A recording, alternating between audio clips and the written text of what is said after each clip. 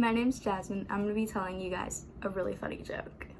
Okay, so a woman brings a very limp duck to the veterinary surgeon. As she lays her beloved pet duck on the table, the vet puts his stethoscope to the bird's chest and listens carefully. A moment later, the vet shakes his head and says sadly, "I'm really sorry, ma'am, but your duck Cuddles has passed away." The woman becomes quite distressed and begins to cry. "Are you sure?" she says with tears flooding from her eyes. "Yes, ma'am, I am sure," the vet responds. "Your duck is definitely dead."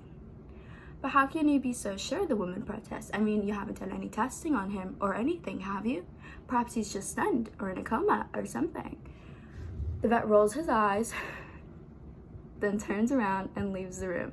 A few minutes later, he returns with a black Labrador retriever.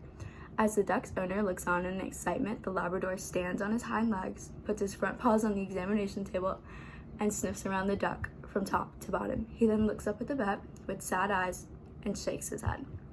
The vet pats the dog on the head and takes it out of the room. A few minutes later, the vet returns with a cat. The cat jumps on the table and delicately sniffs at the bird from its head to its feet.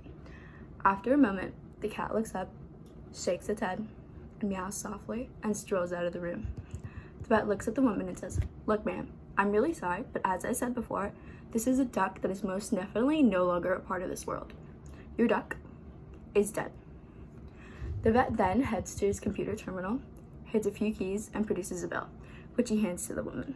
The duck's owner, still in shock, looks at the bill and sees it's $150. $150 just to tell me my duck is dead, she shrieks with incredulity. The vet shrugs his shoulders and says, "I'm sorry, ma'am. If you'd taken my word for it, the bill would have been $20. However, with the lab report and the CAT scan, it's now $150.